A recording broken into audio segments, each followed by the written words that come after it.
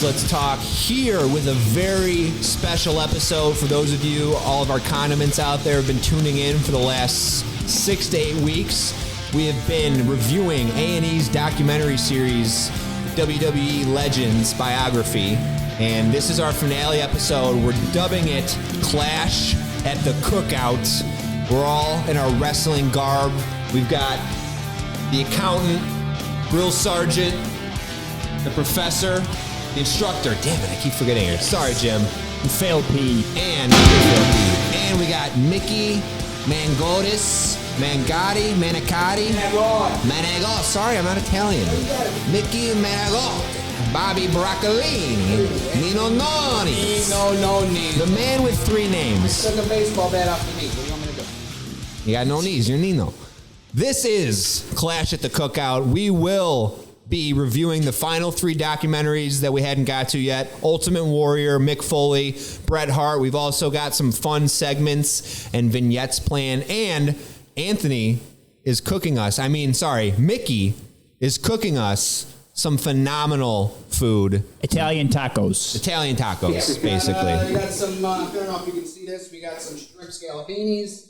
We got some beef gabagool over here. And then we got some of this pork saziz. Look at that. Good stuff.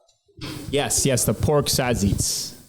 I'm most excited about the pork zazits, if I had to pick one thing. But we have a lot of fun coming your guys' way. As I mentioned, we're debuting a new segment, Improv Wrestling Federation, in a little bit. And maybe most importantly, the debut of the WW blank big time event from 1999 at the Rosemont Horizon, featuring the fateful day that the Brotherhood was no more. It was a rough time in mine and Jimmy's childhood, so we'll discuss that a little bit more here. But we want to jump in and get going with these documentaries because we have completed them all. Yes, sir. They were so good. Awesome. So good. I mean, front to back, like from the whole series standpoint, amazing. But obviously, we're going to break down some individual ones here. But if you haven't watched them, highly recommend, especially if you watched wrestling at any point in your childhood. Because, the people I was most excited for, like Stone Cold, obviously, Shawn Michaels, those turned out great. But it was the ones that I didn't really have as much expectations going into, like Roddy Piper and even the Ultimate Warrior, where I walked away feeling like, wow, like I really learned something about the rich history of wrestling. Exactly. I liked those ones almost more than the ones that I already knew information about because it was all new information for me, as opposed to kind of like the Stone Cold one. I think we all, for the most part, knew the backstory and everything like that. The new ones for me, very famous wrestlers in their own right, but just it was all new information, and that's what made it so enjoyable for me, was just learning all that stuff. Yeah, I was going to say the same thing. I mean, I feel like if I had to choose, like the Stone Cold one might have actually been maybe not my least favorite, but kind of the least interesting. Maybe from like a human standpoint, to where he kind of had a pretty easy upbringing, like had a pretty good life, like just kind of got into wrestling because he was a big physical guy. Whereas a lot of these other stories really, like with Roddy Piper, it was like the only way out was wrestling. Mm-hmm. Booker T too. Booker T with Bret Hart, which we'll get to in a little bit. Like his family, he really pretty much had no choice but to wrestle. It was a family business. Family business, for sure. The one thing I really liked about Stone Cold's was they really went in depth into how he turned into Stone Cold Steve Austin, how he came up with the name, the background, and I wish they had done that with all of them because I appreciated that probably the most. But they're all good in their own ways. Definitely, and like as a whole series, great. Phenomenal, just great. And if you don't even have to be a huge wrestling fan, even casual wrestling fans would really enjoy this.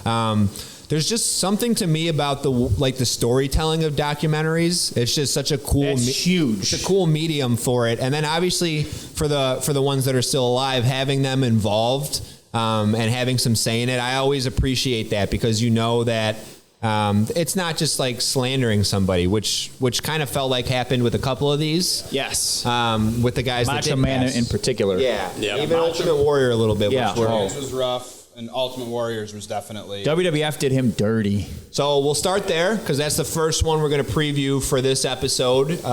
So the three of us in this past week or 2 weeks, however long it's been since our last one, we finished the last three, starting with the Ultimate Warrior.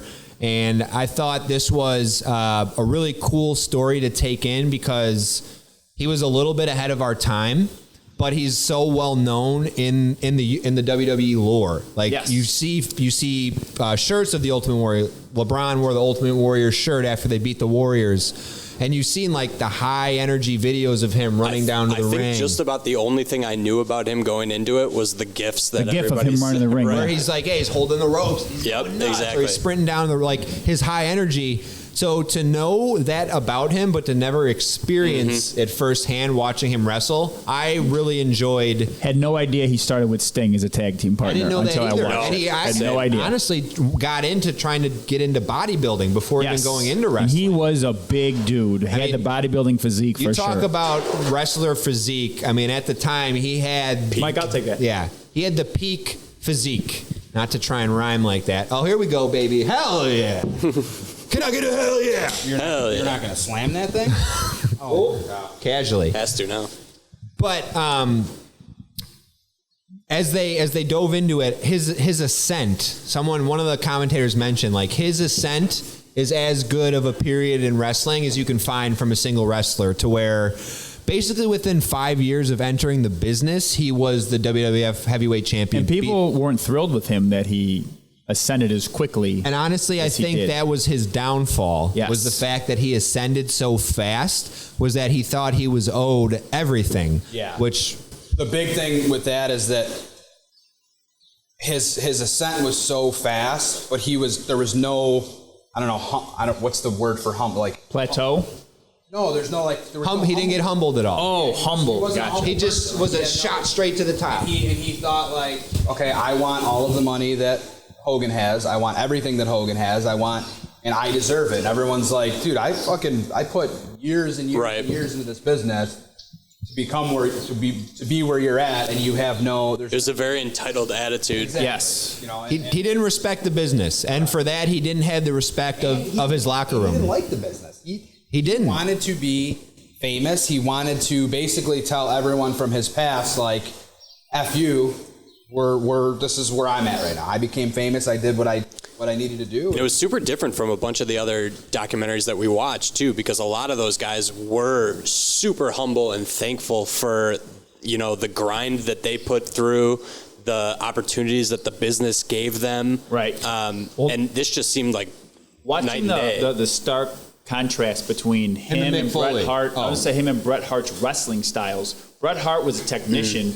Ultimate Warrior was big. It can throw people around. Like when you watch him, obviously he became a good wrestler, but he wasn't. He was a hulking figure. Yes, he was. He looked the part, and he wasn't technical. He didn't have as much experience. But I was going to say, like, the stark contrast between like a guy like him, and not to get too ahead, but a guy like Mick Foley, who literally would do anything for the business. Yes. Literally would do anything for the business, and it didn't matter if he was winning or losing. He didn't care. To the point where the business had to tone him down. Because that's how he basically, business. Not to get too far ahead, but yeah, Mick Foley is as committed to the business as anybody, whereas Ultimate Warrior was just in it, like Anthony said, for the fame. He wanted to try and win issues. He wanted to be rich. He wanted to be famous. He wanted to tell the people he lived with in his town to fuck off 20 years later. I thought that was the theme of this episode, was his daddy issues. Yes. And just talking about how, like, when that whole thing with Vince McMahon happened and the way that Vince handled it, basically, like, I'm not going to let you what's the word? I just blanked on there. Blackmail me. Yeah. I'm not going to let you sit here and try and strong arm me. Strong arm is a better word. And or a dad that he didn't have a relationship with. Right. Well, and that's what was weird about it, because he looked at Vince McMahon like a dad, but Vince didn't look at him the same way. And he had these unreasonable expectations of their relationship, I think, because he looked at him like a father figure, when Vince was like, well, this is just one of my guys. Right. He did mention he had him over for dinner one time, like, so there was... Shane seemed very fond of him. Yes. Shane had really good memories. I thought Shane's commentary was really good all the way through on all of these. Like, having that intern, like, Shane gives you a run for Big Nexy. That man has got a stacked neck. I don't know. He's a big man. He is a big man. Good looking man too. He pulls off the gray very well. Talk about someone willing to do anything for the business too. Shane McMahon, I mean, he didn't have the look of the wrestler, and obviously it was nepotism the way he got in. But he committed like hell. I've never. Not a lot of people would jump from the hell in the cell. He sure did. I'm gonna. So the nepotism thing, I'm gonna disagree with you a little bit on that because if you this fucking guy. Yeah. Well, by term it's nepotism, but But what I'm saying is he started literally from the bottom. Like he wasn't just all right. We're gonna put you in as an executive and you're gonna do that. Like he started as a ring guy. Like he was a referee. He did the set up the ring. He would. I didn't know that. Oh yeah, he would travel with. Mike Chioda was one of like the main referees. If you saw him, you'd be like, "Oh yeah, Mike Chioda." He traveled with him. That was like his primary travel person. And I'm sweating like a pig, dude. No, I'm sweating too. My face paint's probably falling off. I'm great. I have no under on, and my shorts are 3 inches long. You're wearing face paint. I couldn't see you. I was just mud.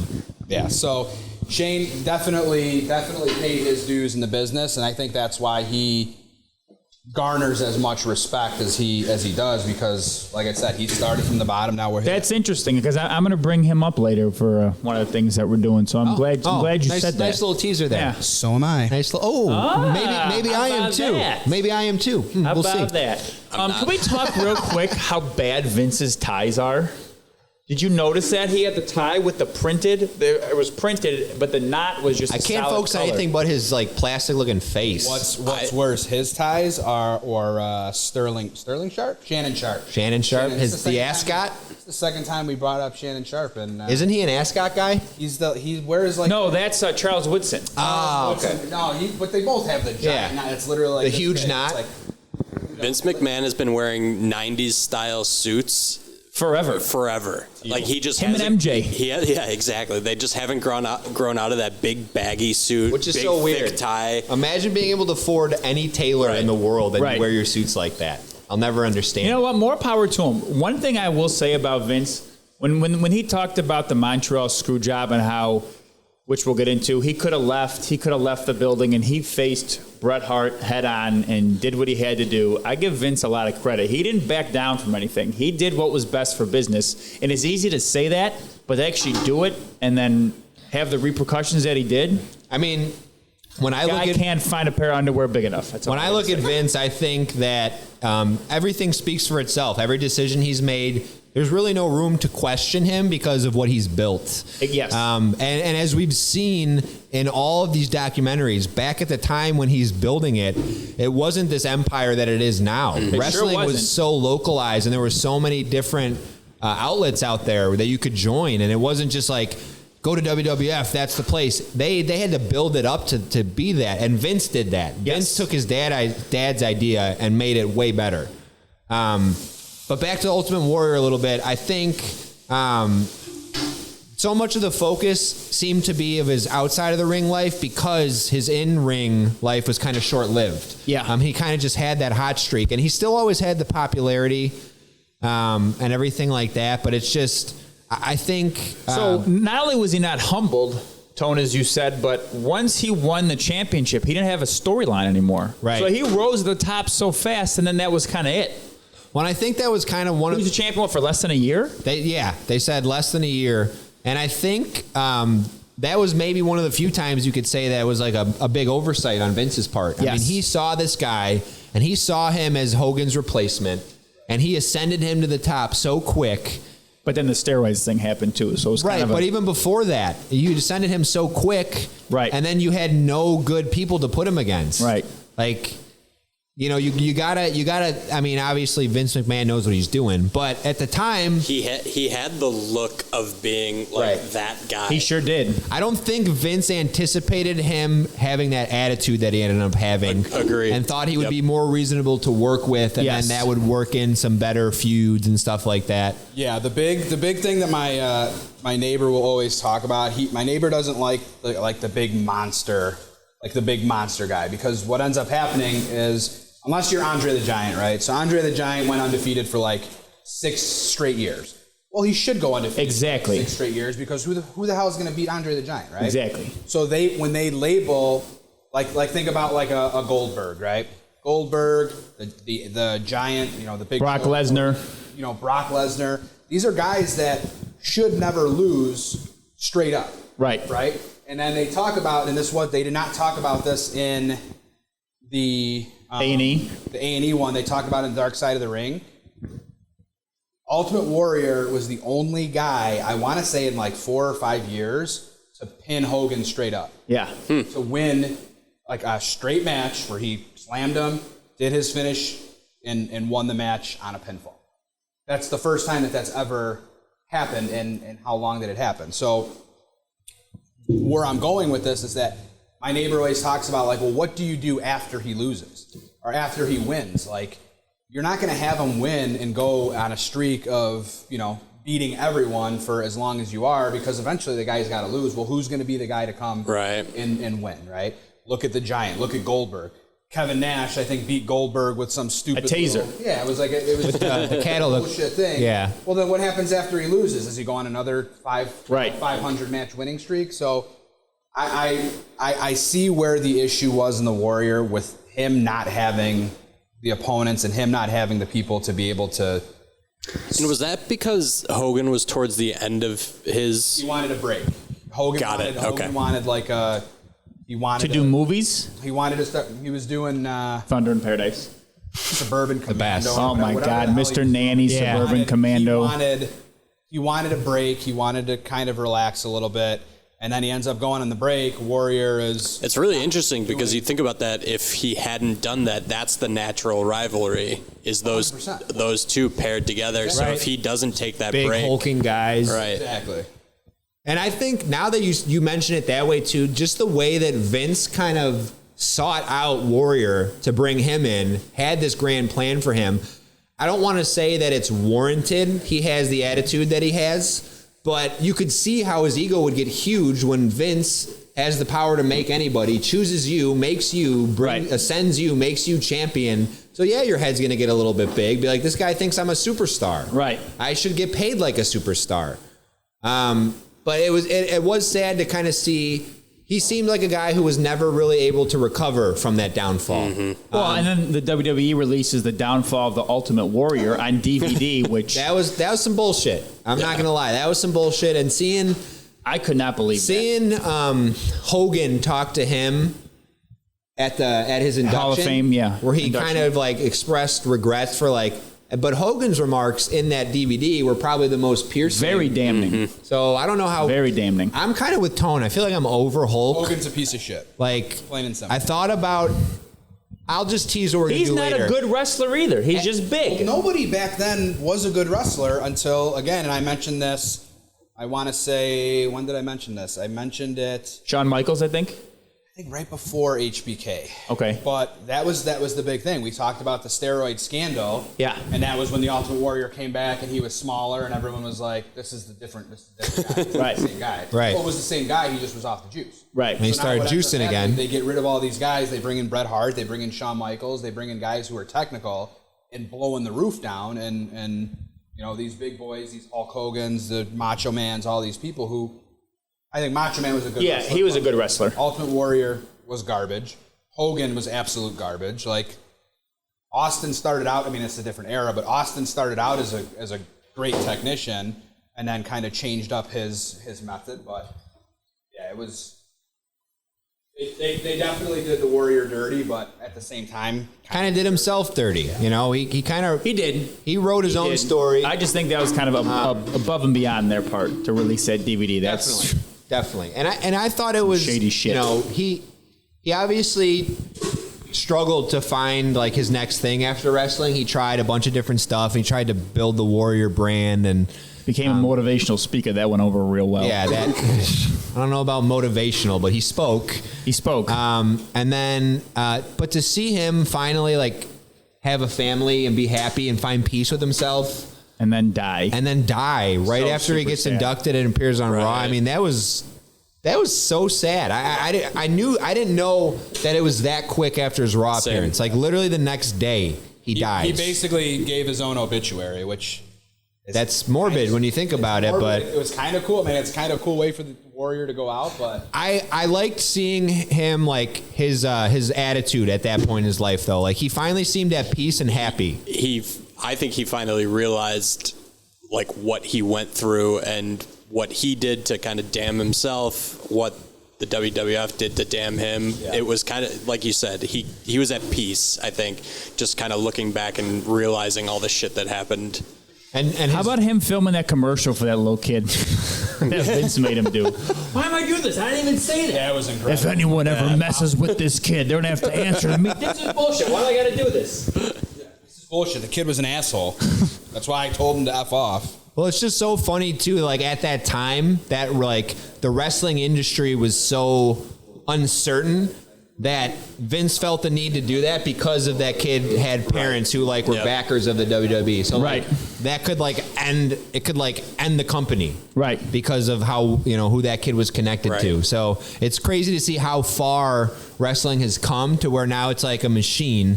And like, they wouldn't have to do something like that if they didn't want to. It's like something like that's not going to tear the WWE down. Right. But yeah, I mean, overall, another great episode, interesting peek into the look of, just another interesting psyche of wrestling. I know you found Hulu. Did you watch it? I haven't watched them yet. So how many episodes?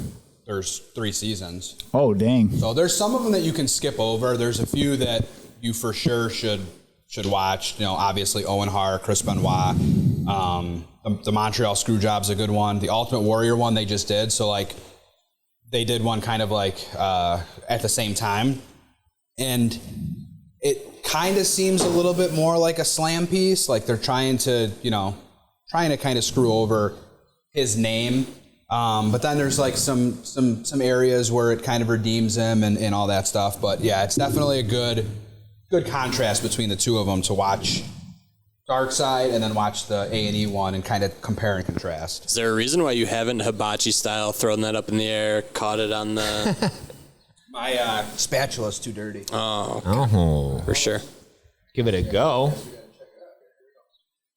Not his first rodeo. This guy's got all the tools. By the way, quick shout out to Mickey over here, cooking all of our food for us. This was supposed to be at his house. The weather has not cooperated. It's been intermittently monsooning, so we moved it to my garage. Monsooning, one would say.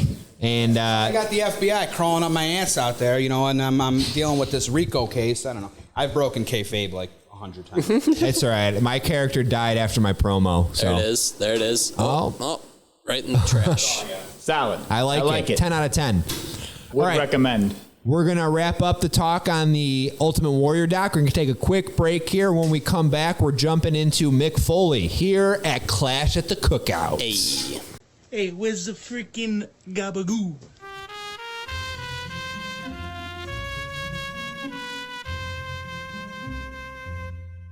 Oh, Mama Luke, take a nap.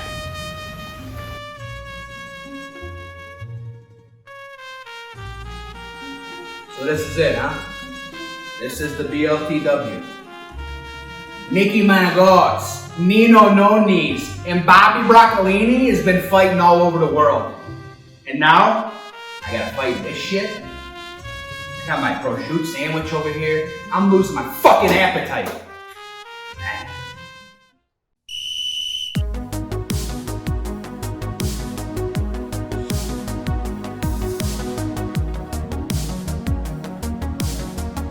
Hey, all the way down those push-ups. After 11 years of physically educating the youth and reaching the apex of rubber ball-based sports, I've decided to ass to the grass on those squats. I don't give a shit if you're 5. Do it right or get off my rack. Sorry. The instructor decided to take his talents to the BLTW. And show these scrubs what it's like to go up against a big one.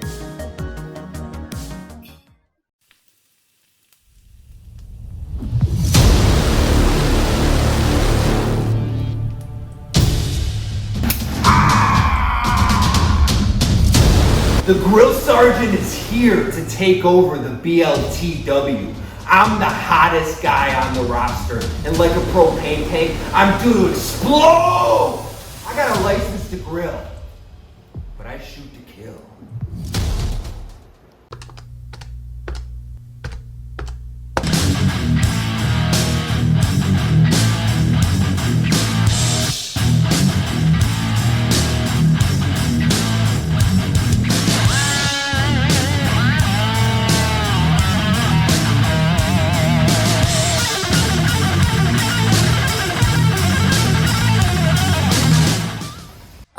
We're back here at Clash at the Cookout. We just finished talking about the Ultimate Warrior doc, and now we're going to jump into the Mick Foley documentary. And I think I decided, now that I've seen all of them, I think this is my favorite one. Agreed. Because Mick Foley... Definitely the happiest story of all of them. Definitely the happiest story. The best person of the bunch. Well, arguably, Bret Hart's a pretty good guy, too. But Mick Foley just seems unflappable. Just a really good guy. You could never find any dirt on him. But as we mentioned a little bit before in our other conversation, really just dedicated and gave himself to the business like no one else has ever done before it. And I love the fact that he doesn't look the part of a stereotypical wrestler. He's a big guy, but he's like a chunky guy. Great hair genes. I wanted to start there. Amazing beard, amazing great hair. Since he was like fantastic 17. eyebrows. Not great beard. Not great teeth. Not great teeth. No. Obviously, more But so hey, he because owned of... He did own it. Struggling in the ear department as well. Yes, big time. Well, but one of the things I like they talk about is like the characters that he acts seem crazy, but he's such a smart guy. Like he had 3 characters simultaneously going, all that merchandise going between everybody, between Cactus Jack, Dude Love, and Mankind. But really just, I don't know if, and they talk about, I don't know if you've ever seen that level of commitment to the art of wrestling. Nothing was ever given to him. He felt like he needed to earn every single piece of his career. And he did. To the point where Ric Flair's telling him, really, you don't know all these people anything, relax. And he said, nope, this is what I do. This is how I do it. Would be insulted when people try to tell him otherwise. Yeah. Well, I think my favorite part was that it wasn't the WCW, WF. It wasn't them pushing him into these storylines. He was bringing them these storylines. Yes. Like, I want to do this. Yes. I want to be insane. I want people to watch me and feel a way that they don't feel when they watch other wrestlers. Yeah, my favorite line, I think, of that whole doc was when he basically said, like, oh, yeah, I remember somebody came up to me and said, like, how do you get those moves to not hurt? And he's like, because they all hurt. They do hurt. And I'm actually smashing my body on the they talked about his move, the hip smasher, was like the only move where it was named after the damage it did to the person delivering the move. Right, and he hurt would him land more than his opponent. It would land right on the concrete every time, and you would hear it, the big thud. There is a scene that I had a hard time watching when he's in Japan and he's pulling the barbed wire out of his arm. It's stuck in it, and you see it just ding, pull out. And him and Terry Funk, man, that's some commitment. That was, the explosives, the barbed wire. Oh, when he goes home and his wife like, what's that smell? Something burning? Oh, it's just my back skin, honey. I'm fine. No problem. By the way, definitely a looker. Oh my gosh. Yes. She did not age well, but she was at the time. Good for Mick Foley. Yeah. Good for Mick. I think it might have to go away from like a Billy Joel situation, Christy Brinkley, to saying like, oh, I'm Mick Foley. Right? Mick Foley kicked way beyond my coverage. And good for him. I can't think of a more deserving guy to like outkick his coverage like that. Like killed it. Just a giant teddy bear. Yeah. Not sure about naming his sons Huey and Dewey. That's a little suspect. That seems right up his alley. Louis on the way. For sure. Right. Yeah, I want to for sure. Go ahead. We were talking about the painful things to watch. When you get a chance, they showed it in the doc. I think one of the worst bumps that he ever took that like makes me cringe is when Stone Cold suplexes him onto the corner of the steps. Oh, yes. So like literally, if you type in YouTube, like Stone Cold suplexing Mick Foley or suplexing Mankind, it is rough to watch because there's no like, how do you stop that from happening? He's literally suplexing him onto the pointed corner of the stairs. And that's that pain where you have the wind knocked out of you, but he's got to stand up and keep wrestling and he can't breathe. Yeah, yes. I felt that one. Well, real quick before we move on, I want to touch on what I think is the highlight of not only this documentary, but of Mick Foley's career, and that's the Hell in the Cell match with Undertaker. Not only because of how it played out, but it was how none of it was planned, and it played out, and it made the match so much better. Had to beg Undertaker for 2 weeks to throw him off. Well, not only that, everyone's taking him off after he gets thrown off the cell, assuming he's done. They're bringing him, and he's like, no, I'm going back. Yep. And they're all like, kind of like not wanting to let him. And Undertaker's like, dude, what are you doing? He runs back, climbs the cage. wasn't supposed to get chokeslammed through the cage. It was supposed to just fall a little bit. Goes completely through, the teeth going through his nose. From the chair that hits him in the face. And not even knowing it is just, you can't write that. You could not write that kind of drama. It's one of the best matches ever. And then, after all that, for him to still willingly go grab that bag of tacks and lay it out on there and get thrown on there multiple times. I mean, he mentions it multiple times. People think he's a psycho, like he's insane. He loves pain. He just loves wrestling. It's the craft. Yeah. Yep. He's committed to the craft. That match. So not only was the match incredible because, he was like, hey, I want you to throw me off the cage. And Undertaker's like, no, we're not doing that. No. Not only was the match so incredible, but the commentary. Oh, yes. Like, that's the famous, he broke that man in half. He's dead. God, he's broken in half. Yeah. Or that's it, he's dead. And Jerry He said, I actually thought he was dead. That wasn't like a snide comment. Will somebody stop the damn Personal match? friend Jerry Lawler. Somebody stopped the damn match. And then, Close personal friend Jerry Lawler. Mrs. Foley's baby boy, he wants to go back up. Like, it was just... Well, how about that, too? He's smiling. Yeah. He's just him bringing his family for like the drama aspect of it, and them just watching him get his ass beat. And, like the kids actually crying because their dad's getting his head beat in with a steel chair. That was hard to watch. With The Rock. Yeah, we watched that. Did The Rock? The Rock wasn't in that at all. Was he in any of them? He was in the Stone Cold.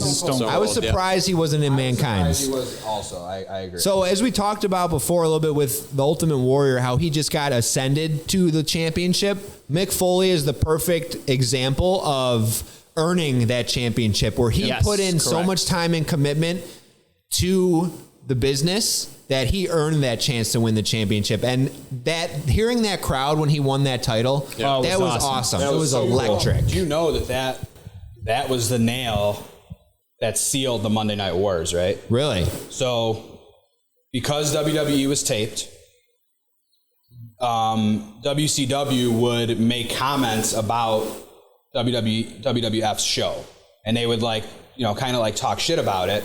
Well, midway through their show, they're like, well, if you're going to go to our competitors, just so that you know, Mrs. Foley's baby boy is winning the world championship. And everyone was like, oh shit, and literally turned off WCW. And after that, it was just WWF took off from there. That was the killer. So they basically told them, go watch our competitor. Like, okay. That's awesome. So I found it interesting how Bret Hart said they had no idea what they were doing when he went to WCW from WWF. Oh, for sure. How WCW had no clue what the hell they were doing. I found that very. And we'll telling. get into that a little bit more here in a few minutes. One last thing I want to touch on before we close up on the Mick Foley doc. I love how it seems like his whole life he's just walked around with complete disregard for what he's wearing. Yes. I mean, he's got plaid pants, green shirt, red sweatshirt, blue hat. Just he doesn't care. Him. Good for him. Santa Claus, everything. Oh, that too. I love that he is a Santa Claus during the holidays. He bleaches his beard, goes around to people's houses and acts as Santa Claus. Mick Foley's just the best guy. Yeah. We're going to wrap it up here for the Mick Foley one. We're very excited. Right now, we're going to debut a new segment. It's called Improv Wrestling Federation. Hope you enjoy it. What's up, everybody? It's the Grill Sergeant here, and we're trying out a new segment here for this special occasion, Clash at the Cookout. This is one I'm very excited about. It's been in the works for a long time. We're calling it Improv Wrestling Federation. Now, here's what's going to go down. As you'll see here, we've got all these cups here. In these cups are different categories that we created ahead of time, Mad Lib style. Now, we're going to pick the matchup out of the first cup, and then every contestant picks their Mad Libs. You get 1 minute on the mic to go head to head, and you, the fans of the BLTW and the IWF, will vote for the winners. Here is our first matchup, the inaugural matchup of the Improv Wrestling Federation. Our first contestant.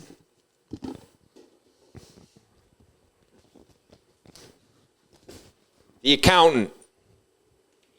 His opponent.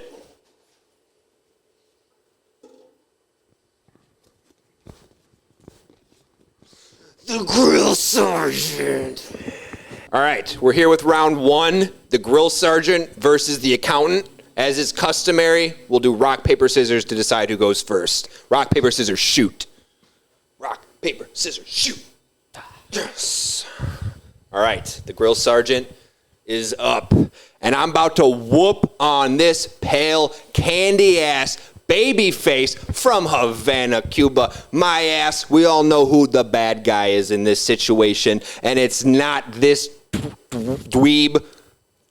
It's not him. It's the grill sergeant, all right? Breadloaf, Vermont. What kind of town is that? I mean, where are you actually from? That's some no-name place. What, do you make bread over there? That's where loaves of bread were invented. You're wearing a garbage man outfit. I mean, what are you doing? Your family runs a bakery? You're in Breadloaf, Vermont? That's why we live there, because we run a bakery. But listen, what I've heard through the grapevine is that you're actually trying to be a surfer and your family hates you for it.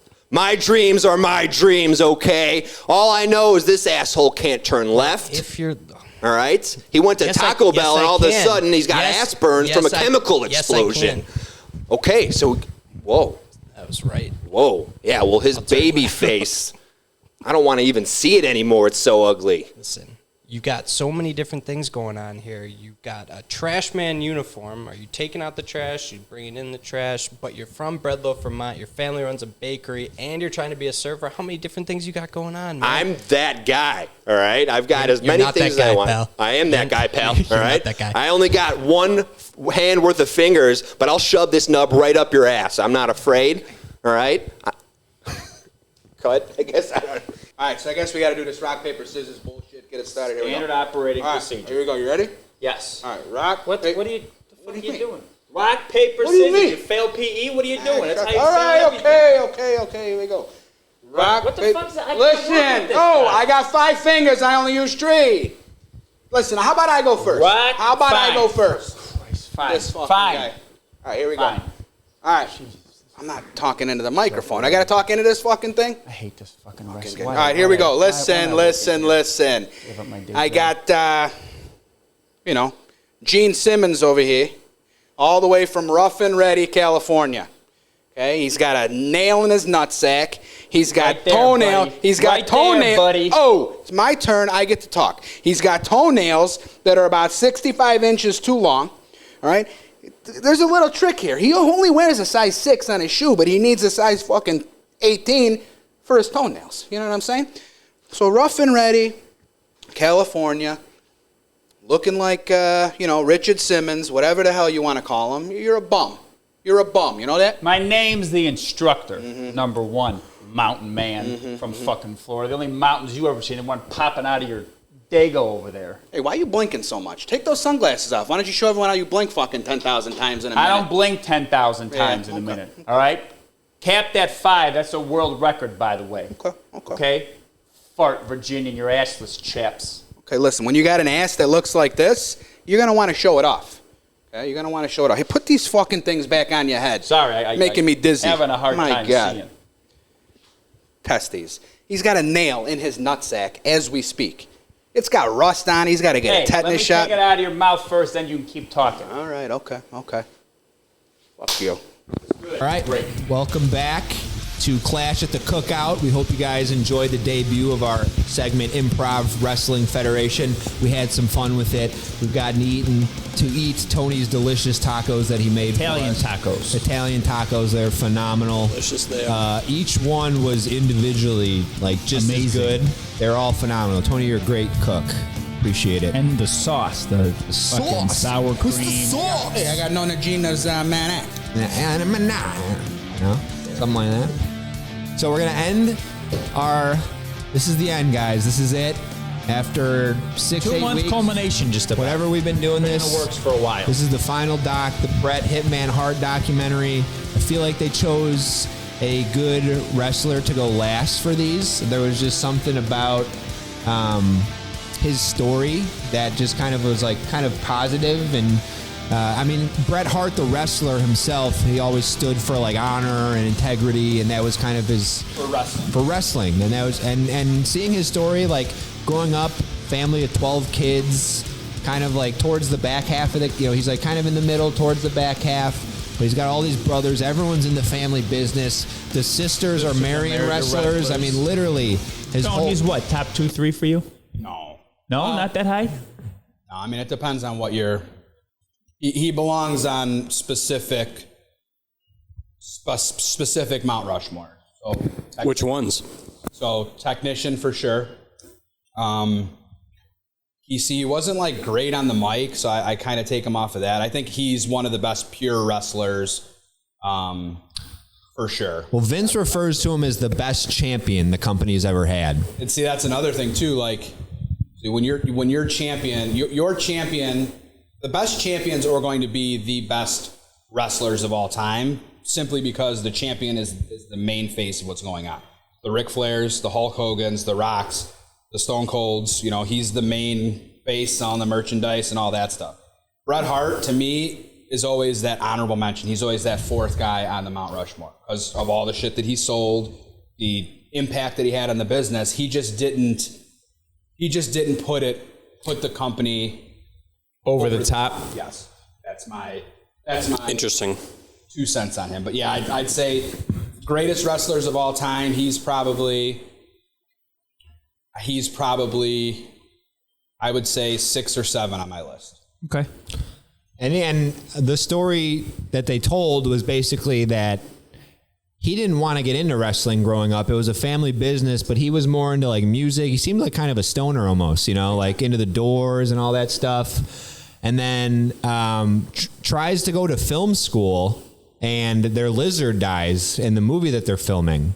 So he's like, I guess I'm not going to go to film school anymore. And then it's like, I get into the family business. I can get into wrestling. And the rest is history. Just weird circumstances. Like the weirdest. The way that it all fell into place for him. Oh, yeah. Like, again, to see where he ended up ascending to within the business and like the heights that he reached when originally he didn't even want to be involved in the family business it was pretty cool to see because obviously it's in his blood. You want a steak taco? Come on, you can come in. You want a steak taco? Where? Breaking news. Yeah, that's by where I work. Dang. Oh, wow. All right, well, as Alyssa comes to grab a steak taco here, we'll finish up our conversation. For those of you in Crete, Illinois, we hope you're all okay right now. Tomorrow. If you're home and you have power, I highly recommend the Bret Hitman Hart documentary. It's very good. But it was interesting seeing, it seemed like it was another story of someone just kind of getting lost in the business too, to where he talks about how he was gone like 300 days out of the year. His family's back in Canada too, so he's not even in the same country as them. And it seems like now he's a good grandfather, like a good family man. Yeah. But obviously, like, that's part of this business is that in order for you to really get to the top like that, you pretty much have to sacrifice everything. Yep. And yeah, you have to live it because that's the only way. You can't miss time. Like we talked about before, it's like super frowned upon to miss time or to miss out on events. And that's kind of what undid the Ultimate Warrior, where he said like he just wasn't going to show up, and then Vince called him on his bluff and had him show up and then screwed him over.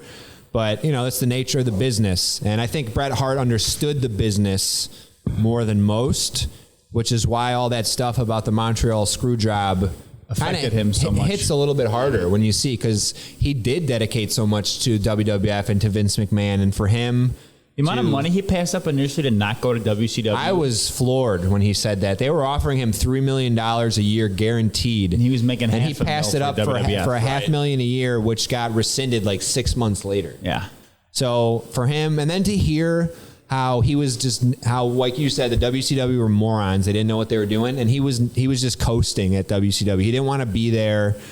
He collecting a check. Exactly. Yes. And that kind of, to me, I felt for him because he gave everything to WWF, and then they kind of just wanted to make sure he didn't take the belt, which I don't think he would have done. He didn't seem like that kind of guy where he would go to WCW, take the belt with him, and make the WWF look bad in the process. Yeah, right next to The Undertaker, I would say next to The Undertaker, Bret Hart's biggest quality would be like his loyalty to the business, and there was nothing he could do. There was nothing he could do after Montreal. Like, he was so physically and emotionally and mentally hurt from that situation that he had to go. Like, he had to. Had to be He done. would have stayed there forever.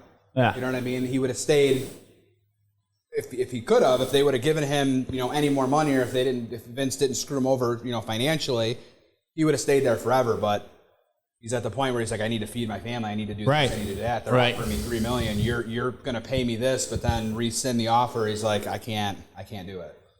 I thought it was interesting too how it wasn't that he was unwilling to rescind the title. He just was unwilling to give it to Shawn Michaels because he had no respect for Shawn Michaels. Shawn literally And rightfully said, so. I wouldn't have done it for you. Right. So, I mean, another great story again, just wrapping up a great series of documentaries. I'm so happy we decided to do this. I know we had a meeting, the three of us, a couple months ago, talking about how we wanted to try and invigorate some new content. And Anthony's always down to talk wrestling, so this is a natural segue. And we've had so much fun with this and have had a lot of fun at this event. We got into it, got a little bit silly, got to channel our inner wrestlers. But before we wrap up, we wanted to, before we debut the WWF Big Time Event 1999 from the Rosemont Horizon, we wanted to take an opportunity to each list. We decided on 8. Yep. 8 wrestlers that we would like to see documentaries made out of. If they ever do like a season 2 of this or anything like that, like there's definitely guys that I would love to see. So I feel like we're going to have a lot of I feel like we'll have some similar, so let's kind of just go through. We'll keep it casual. So the first one that I threw out there was The Rock, just because obviously he was natural. He was so influential in our era, and surprisingly very little commentary from him in these docs. So I would definitely like to see his story. Obviously, a family of wrestlers, grew up in the business. But definitely, just as his tagline was, the most electrifying man in sports entertainment. And I think he's literally the highest paid actor in the world. So there's just a good story to tell. Have you guys watched Young Rock? No. It's fantastic. Is it? Okay. Oh my God, it's fantastic. The characters that they have to play, so it's three different versions of him, and each one of them is perfect. Fantastic. Yeah, it's fantastic. And it's kind of cool because he presents some of these situations from a comedic aspect, but dude lived a life. Like, he went through some shit. Yeah, it's a good show. I definitely recommend it. All right, let's throw some other names out there. I had Kurt Angle. I would that was a big hero. Yeah, think about the that. whole neck. Yeah, exactly. I was more thinking of the whole Olympics storyline and things like that, but that was one that was high on my list. And he was a big name during the Rock and Stone Cold era. He kind of took the reins from them after they were like on the way out. It was like him and then John Cena ended up coming in. Mm-hmm. That's a good one. I did not have him on my list. I had Undertaker on mine. I had Undertaker on mine too. I had Kurt Hennig on mine. Oh, okay. Mr. Perfect. He got a lot of mentions throughout these. He did. He's number 1 on my list. Everyone, I've heard from a lot of people that he's widely considered like the best wrestler ever too, or at least technically. Yeah. So his big thing was that he was a mentor for everyone, all everybody, the up-and-coming guys. Like Kurt Hennig, Mr. Perfect, he was never a world champion. He won the Intercontinental Championship a few times, but he was never a world championship. He was always that mid-card guy that always had opportunities, and he was always the guy that would mentor the younger wrestlers. Well, he lost to Warrior for the Intercontinental Championship, right? That's who Warrior beat. And it was like, so-and-so, that's, a young Stone Cold Steve Austin, or a young stunning Steve Austin at the time. Come with us, ride with us. I'll take you under my wing. And he was like the big guy that would mentor the younger guys. And his big thing was like ribs. He was a big rib guy. So he did all the pranks and stuff. Yeah, he's number 1 on my list by far. I would love to see one on Scott Hall. I have Scott Hall as well. I would love to see more of the Razor Ramon focus, only because of, in retrospect, how ridiculous that character is. Yes. But how he made it work with the look. If he didn't say anything, it would have been so much more believable. But that terrible Mexican or Cuban accent that he had. Who's the bad guy? But I would also like to see just a good story. I had Triple H. I feel like that was an obvious one too. Just because of where he advanced within the company as well. I put not just Scott Hall, but I put I think the Outsiders would have been a cool, it would have been a cool double episode where you could kind of do Scott Hall's introduction, blah, blah, blah, you know, where he started, you know, Diamond Stud, and then, you know, he was Diamond Stud, and then he was literally just Scott Hall, where he was like a cowboy, and then Razor Ramon, and kind of do that, and do the same thing with Diesel. Well, have you guys seen the pictures when Scott Hall was getting into wrestling, when he was big Scott Hall, and he was like a bodybuilder, dude? He was fucking huge. I haven't seen that. Oh my gosh. He's the biggest man you've ever seen in your life. So he's got a big bushy mustache. He's got big bushy curly hair. If you looked at him and I did not tell you it was Scott Hall, you would know. I didn't think it was him when I Googled it. I'm like, I don't think that's the right guy. And then I'm looking, I'm like, wait, that's him. when I first saw it and I saw Scott Hall, I'm like, oh, that must just be like, search Big Scott Hall. That was his first like wrestling name he went by. And I'm like, wait a minute, that's actually him. But yeah, I thought the Outsiders would be cool and kind of like culminate it with them coming together. We kind of alluded to this a little bit earlier, but I had Shane McMahon on mine. I did too. Shane O'Mac. I had the McMahons as a whole. I was just going to say, you and Stephanie, given where she is now. Yeah, that would be the McMahons. The McMahons would be going to Vince Sr. Like going as far back as that. Like when it started, just go do that would be good. Also, does Scott Hall have the best chest hair of any wrestler ever? Great. It's just perfect. Great chest hair. Most people don't have chest hair at all. Look at this.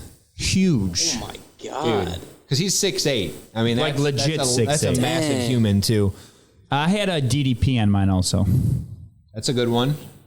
I kind of forget about him sometimes, you know? Oh, yeah, that's the picture I saw. I had some Massive. oddball guys to kind of go along with my Mr. Perfect. Guys in the business that, like, again, weren't world champions, but they were always there. They were always a part of something. So I had Rick Rude. Again, like, he was never a world champion, intercontinental guy. He was in the first D-Generation X. He was in the first NWO. He was, like, always there. And he was another guy like Mr. Perfect. I think they rode around together. Mr. Perfect and Rick Rude were, like, best friends. And that's what everyone talks about, how much of a stand-up guy he was. He was a real good guy.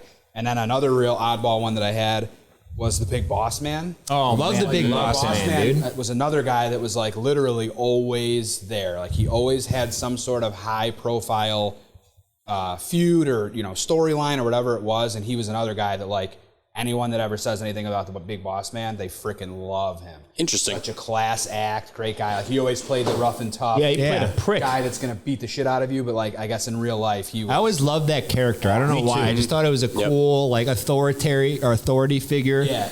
That's a good one. I had Ted DiBiase on mine, the $1 Million Man. Mainly because just to learn, I've been focusing, like, learning more about wrestling. I really enjoyed learning about the guys who came before when I watched wrestling that kind of built up the business. So in that same tone, I also had Andre the Giant. I was just going to say that there probably is one out on Andre. There probably is. There's a WWE or the HBO documentary that. Okay, so I'll have to watch that then. But that would be. I'll start crying just thinking about it.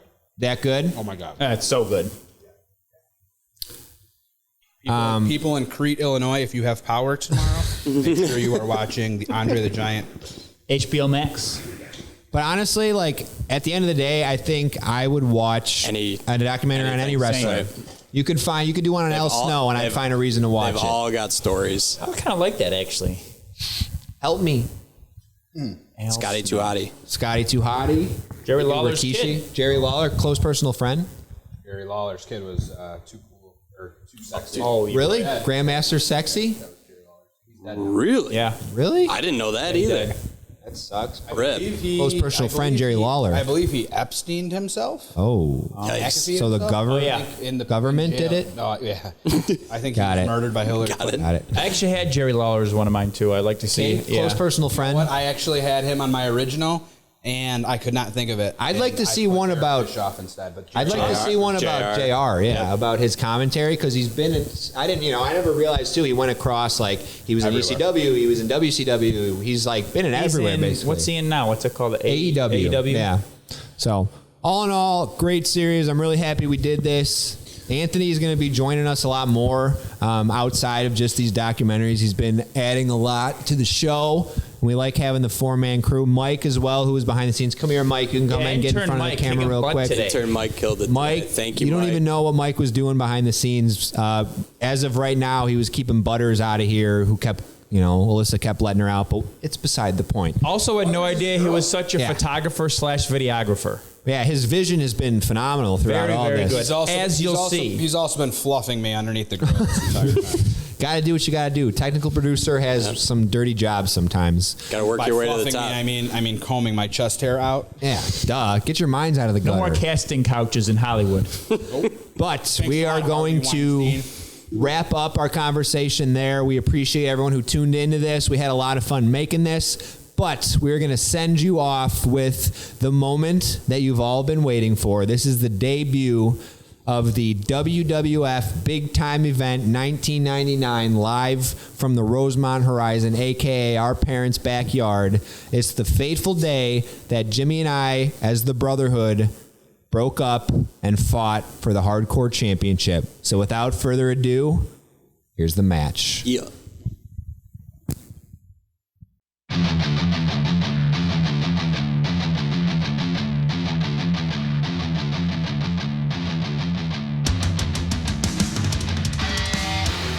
Here we are at the Rosemont Horizon. We have the WWF Big Time event coming up. The biggest event tonight is a Tag Team Championship of the World featuring the Brotherhood with Jimmy the Giant and his brother Hood. Well, actually, his brother's name is Hardcore. We have also the Outlaws featuring against them. And who will win this big match? Tonight, I have my money on the Brotherhood because they are like brothers. They stick together through thick and thin. Hey, what do you know? It's the Brotherhood coming up right now. Give me this camera. Give me that camera. It's the Brotherhood. Here's Jimmy the Giant. He's coming in with his brother. Hardcore. Hold on. Can I have a word with you guys? Please stop. Stop. What do you want? Stop for a second. Back up. You're too close. Okay. Brotherhood. How does it feel to be the Brotherhood? And you. Wait, I'm not talking to you right now. You, Patrick. How does it feel to be teamed up with Jimmy the Giant? Gets all the respect. It feels great for him, of course. All right. I thought I was talking to your brother. I am one of the greatest. Listen, Jimmy the Shut up, Giant. you big jabroni. I Okay, am one of the greatest wrestlers in the world, so it had to be a pleasure. And I mean a pleasure for him to be with Jimmy the Giant. Wouldn't you like him to maybe I'm close? talking here. No, I would not. Now shut your mouth and know your role. Okay, well. What? Yeah, all right, friends, we are. I am but the he looks best. like he wants to beat your butt. No. You think he's only what kidding? What are you talking about? He's behind. Oh, no, he's not messing with them. Look at him. Oh, no, we have dissension between the Brotherhood. Oh, no. Oh, no. He is out cold. We're going to have a match coming up. Wait, what did you say? What did you say? You guys aren't tag teaming tonight? Oh, no, we have a big match going up tonight. Ladies and gentlemen, boys and girls, you saw it here live. The Brotherhood is breaking up. They are going to fight each other. Instead of fighting against the other team, they're going to fight each other. We're not going to have the tag team match between the Brotherhood and the Outlaws. We're going to have Jimmy the Giant against his brother Hood. Well, actually, his brother's name is whatever the heck his brother's name is, but there is dissension, and there's going to be a big fight. So you stay tuned. Come back in a half hour when the WWF starts. Thank you, ladies and gentlemen. See you in a half hour.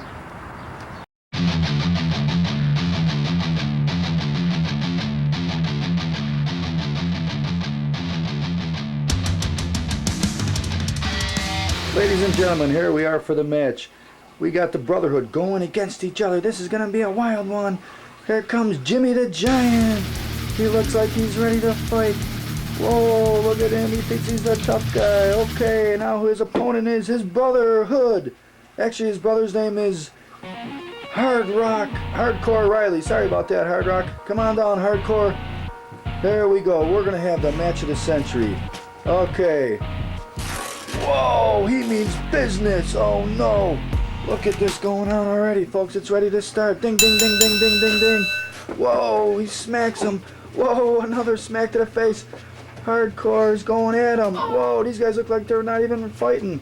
Oh, I take that back. The choke slam. The Giant choke slams Hardcore. Whoa, Hardcore's got to be out of it on that one. Oh, man, how much more can he take? Oh, no. He just slams him into the couch for no reason. Look at these guys go. Which one is tougher? Uh-oh. He's doing the Predator? Is that what that is? Whoa, start talking, guys. I can't. Whoa, no! Whoa, no! How come you're smiling? You just got Predator to death. Uh-oh, he is down and out. This could be the end of the match. Is he going to go for the pin?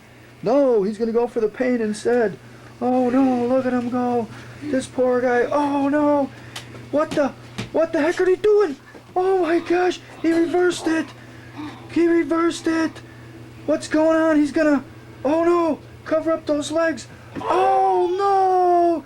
He just lost his manhood and a lot more than that. Oh, baby. No more kids for him. Oh, man, that is brutal. He's look at him go. Oh, he should be finishing it off instead. He's celebrating with the fans. Guys, they're running upstairs. What the heck's going on? Oh, he grabbed him back. He's got him back in the ring. Whoa, whoa, solid hits to the face. Uh-oh. Is it the jackknife power drive? Oh, that's gonna hurt. That's gonna leave a mark. Is he okay? You talking trash Uh-oh. to me all the time. Now they're talking trash to each other. And these guys are brothers. Can you believe it? Whoa! Here comes Hardcore coming back at him. The Giant.